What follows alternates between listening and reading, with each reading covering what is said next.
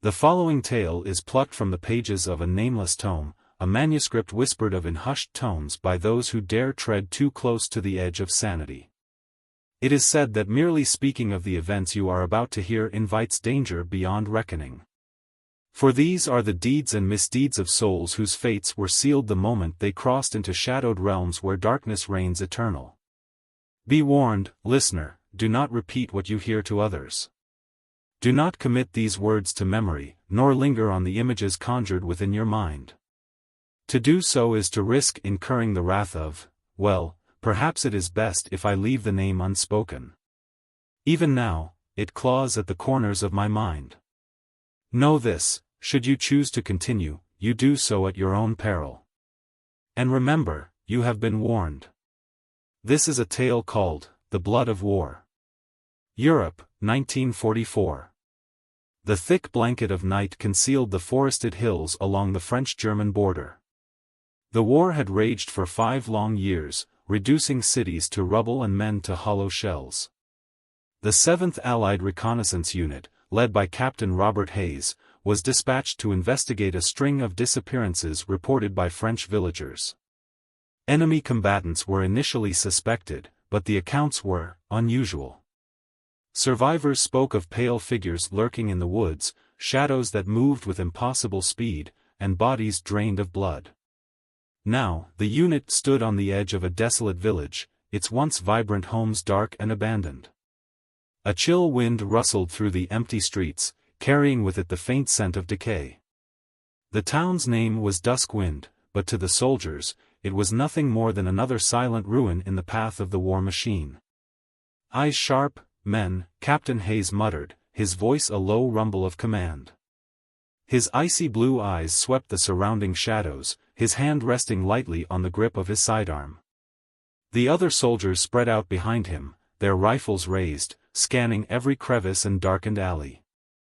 "Captain," Sergeant Coleman whispered, his voice tense, "something doesn't feel right about this place." Hayes nodded grimly. "I know. We'll make this quick. Check for any sign of the enemy, then we're out of here. Keep your comms clear, and no one wanders off alone. Understood?"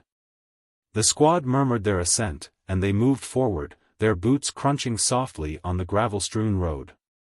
The village was deathly quiet, the kind of silence that seemed to seep into their bones. Broken windows stared down at them like empty eye sockets, and the skeletal remains of trees lined the streets, their branches clawing at the air like desperate hands. The soldiers advanced cautiously, their senses on high alert. But as they reached the center of the village, a strange sensation washed over them, a feeling of being watched.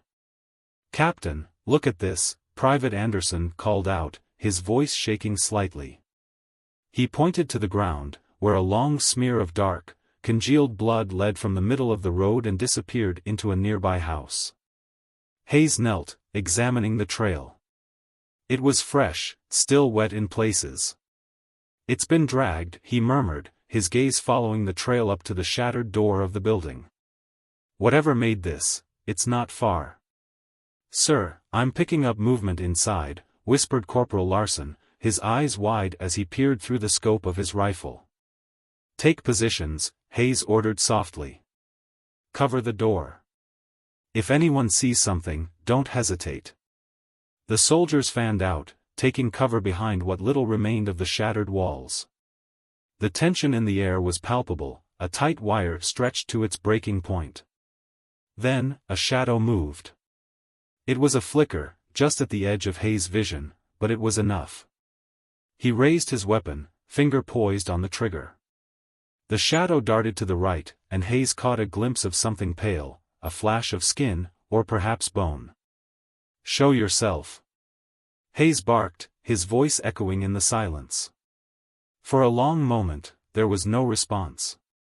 Then, slowly, a figure stepped out from the doorway. It was a woman. She stood in the doorway, a vision of unnatural beauty amidst the war-torn devastation.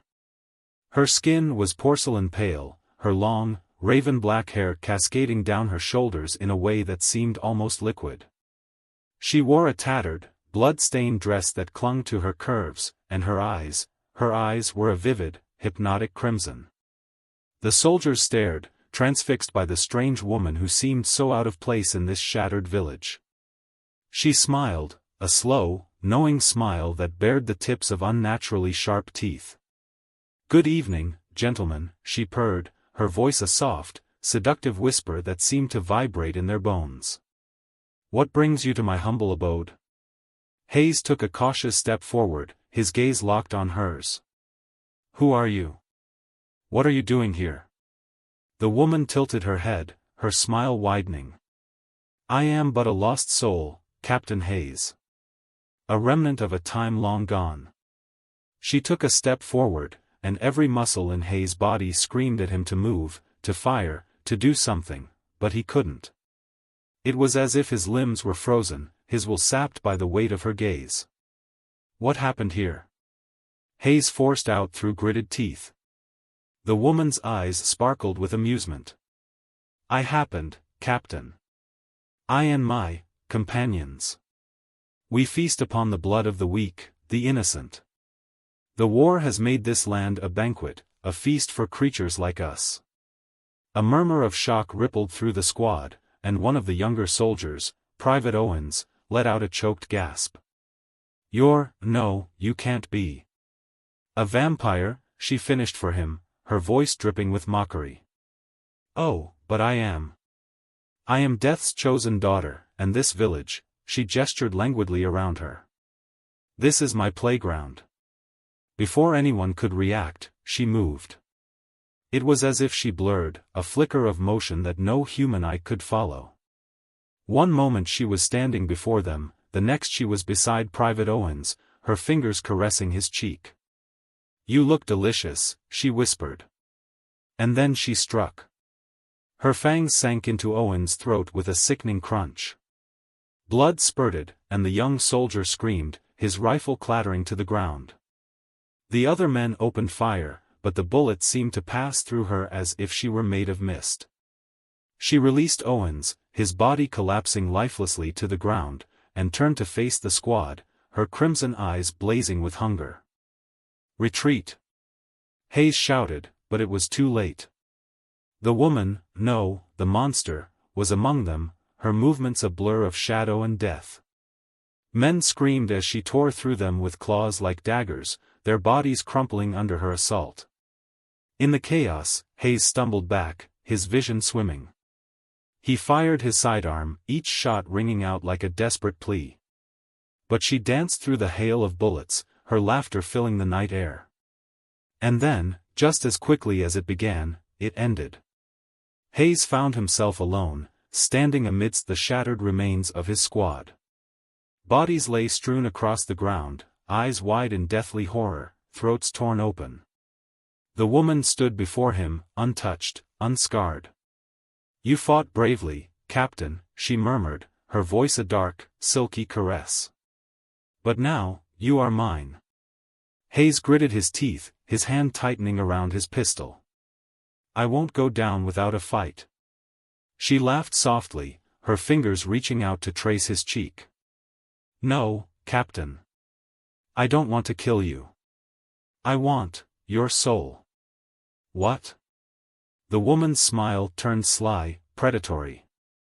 "I am a harbinger of the lost, Captain. And you have something I desire." Hayes felt his heart pounding in his chest, fear twisting through him. "I don't understand."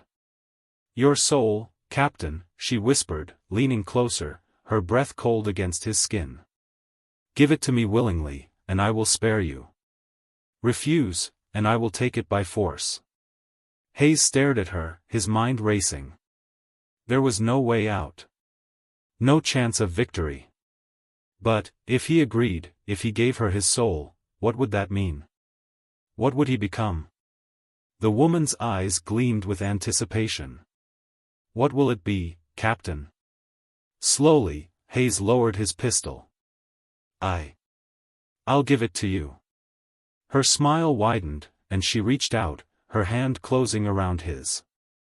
A surge of dark energy washed over him, and he felt his very essence being pulled from his body, a sensation of cold emptiness spreading through him. Good boy, she whispered, and then everything went black. When Hayes opened his eyes again, he was no longer in the village. He stood in a vast, shadowed realm, the air thick with the scent of blood and despair. The woman, no, the vampire, stood before him, her eyes glowing with an unholy light. "Welcome, Captain," she murmured. "Welcome, to your new eternity." Hayes looked down at his hands, expecting to see flesh and bone. But there was nothing, only shadow, a dark, insubstantial mist that twisted and coiled around him. What have you done to me?" he whispered. The vampire's smile was cruel. "I have made you mine, Captain. You are my servant now, my eternal companion. You will wander these lands, a lost soul, forever bound to me." Hayes felt a surge of rage, of despair, but it was swallowed by the darkness that consumed him. He was no longer a man, no longer a soldier. He was nothing. "Embrace it, Captain," the vampire whispered, her voice a siren's call. "Embrace the darkness, and together, we will bring death to this world." Hayes stared at her, his soul screaming in silent agony. But there was no escape. No hope. Only darkness. And so, he surrendered. Thank you for taking the time to listen to this tale. I hope you enjoyed the story and felt immersed in this world of fantasy and adventure. If you'd like to hear more epic stories like this, make sure to subscribe to this channel so you never miss the next chapter in our journey. See you in the next adventure.